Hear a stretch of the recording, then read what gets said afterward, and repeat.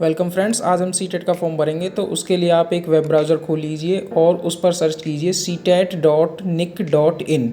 तो इसको सर्च करने के बाद आप सीटेट की ऑफिशियल वेबसाइट पर पहुंच जाएंगे। तो यहाँ पर अप्लाई फॉर सीटेट दिसंबर 2021 इस पर क्लिक करने के बाद यहाँ पर आपको न्यू रजिस्ट्रेशन का ऑप्शन दिख रहा होगा। और ये रजिस्ट्रेशन होने के बाद आपको अगर पुराना रजिस्ट्रेशन है तो वहाँ से ओपन करेंगे। और यहाँ न्यू रजिस्ट्रेशन पर हम पहली बार कर रहे हैं तो इसलिए न्यू रजिस्ट्रेशन पर क्लिक कर देंगे। तो यहाँ से चेक इन को चेक करके क्लिक हेयर टू प्रोसीड पर क्लिक करेंगे। और उसके बाद यहाँ पर रजिस्ट्रेशन फॉर्म खुल गया है। तो यहाँ पर सबसे पहले हम अपना कैंडिडेट का नाम लिखेंगे और ये सारी डिटेल्स को आसानी से भर लेंगे। इसके बाद यहाँ पर हम आधार कार्ड नंबर या कुछ वोटर आईडी कार्ड नंबर जो चाहें वो आइडेंटिटी टाइप में भर सकते हैं और उसका नंबर डाल दीजिए। यहाँ पर ये बाकी के कॉन्टैक्ट डिटेल्स में मैं यहाँ एड्रेस, स्टेट, डिस्ट्रिक्ट वगैरह ये सब भर लेता हूँ। इसके बाद हमको इसमें भरना होगा कि ईमेल एड्रेस और मोबाइल नंबर्स। तो इसको मैं सेम एज प्रेजेंट एड्रेस कर देता हूँ। तो यहाँ पर हमें एक पासवर्ड क्रिएट करना होगा और वो पासवर्ड्स में 8 से 13 कैरेक्टर्स का होना चाहिए। तो उसमें एक कैपिटल अल्फ़ाबेट होना चाहिए, लोअर केस अल्फ़ाबेट होना चाहिए और न्यूमेरिक वैल्यूज़ होनी चाहिए।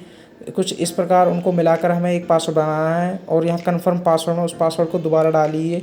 और सिक्योरिटी क्वेश्चन में आप कोई भी क्वेश्चन चुन सकते हैं और उस क्वेश्चन का इनमें आंसर दे सकते हैं। जब भी अगर आप पासवर्ड भूल जाते हैं तो आप सिक्योरिटी क्वेश्चन से अपने आईडी को फिर से वापस ले सकते हैं। तो यहाँ पर मैं यहाँ पे सिक्योरिटी पिन को डाल देता हूँ और यहाँ से मैं सबमिट कर देता हूँ। तो सबमिट करने के बाद यहाँ पर ये पहले रिव्यू करने के लिए कहेगा कि आप फाइनली इसको देख लीजिए, क्योंकि होने के बाद आप इनमें चेंजेस नहीं कर सकते। तो मैं इन सभी को चेक इन कर लेता हूँ। इनको चेक करके आप ऊपर करके देख लेंगे अच्छे से कहीं कोई गलती तो नहीं है। तो मैं यहाँ से सबमिट एंड सेंड OTP कर देता हूँ। और यहाँ करने के बाद सबसे पहले यहाँ पर दोस्तों ध्यान से देखना, एक OTP तो जाएगा आपका एक मोबाइल नंबर पर, वो डालना है, और दूसरा OTP आपकी ईमेल आईडी पर जाएगा। तो यहाँ पर आपको दोनों OTP डालने हैं, तभी जाकर आप पूरी तरीके से वेरीफाई होंगे। तो यहाँ पर मैं फाइनल सबमिट कर देता हूँ। फाइनल सबमिट होने के बाद देखिए यहाँ पर मेरा रजिस्ट्रेशन हो चुका है। तो ये मेरा रजिस्ट्रेशन एप्लीकेशन नंबर है या रजिस्ट्रेशन नंबर कह लीजिए आप इसे। और अब हमारी इन 4 स्टेप्स हैं, इनमें से एक स्टेप कंप्लीट हो गई है। अब हम एप्लीकेशन फॉर्म के लिए प्रोसीड कर रहे हैं। एप्लीकेशन फॉर्म में कुछ हमारी डिटेल्स पहले से भरी आई हुई हैं, क्योंकि हम रजिस्ट्रेशन फॉर्म में से इसने कुछ डिटेल्स उठा ली हैं। उसके बाद हम आगे की डिटेल्स इसमें भर रहे हैं। इसमें आप ये कैटेगरीज़, नेशनलिटीज़ और लैंग्वेज वगैरह अभी चुनेंगे। तो यहाँ पर इस लैंग्वेज चुनने को ध्यान से देखें दोस्तों। लैंग्वेज 1 में आपको वो लैंग्वेज चुननी है जो आप लैंग्वेज 1 में चुनना चाहते हैं। इसके बाद लैंग्वेज 2 में आपको फिर एक लैंग्वेज चुननी होगी। तो मैंने लैंग्वेज 1 में हिंदी चुनी है और लैंग्वेज 2 में जैसे मैं यहाँ पर इंग्लिश चुन रहा हूँ, तो मैंने लैंग्वेज 2 में इंग्लिश चूज़ की है। उसके बाद अपना एम्प्लॉयमेंट स्टेटस में नॉट एम्प्लॉयड भर दिया है। और उसके बाद अप्लाइंग फॉर आपको यहाँ पर देखना है कि आप लेवल 1 के लिए, लेवल 2 या बोथ के लिए कर रहे हैं।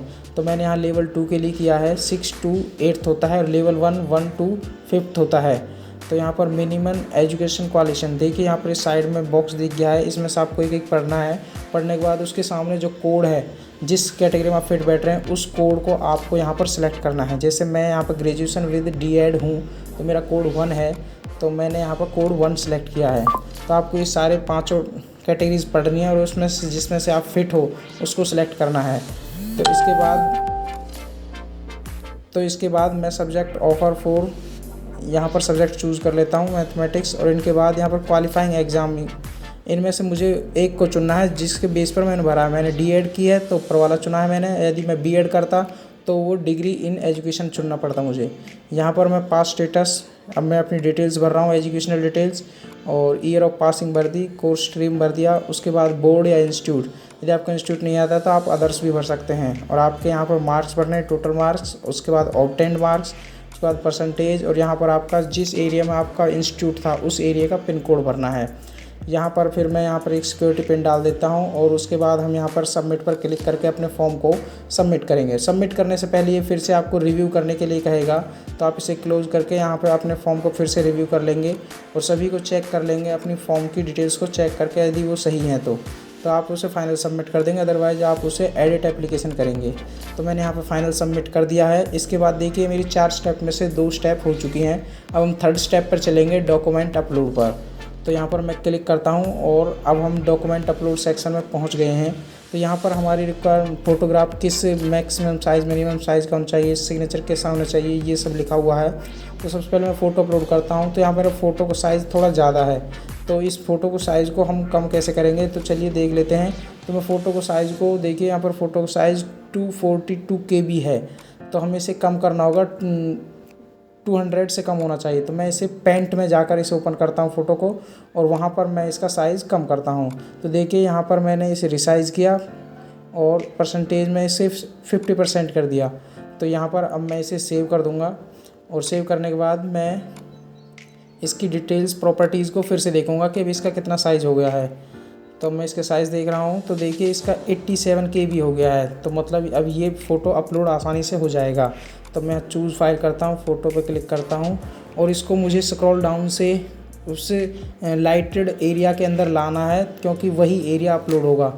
तो मैंने यहाँ पे कर दिया है अपलोड, डन कर दिया है।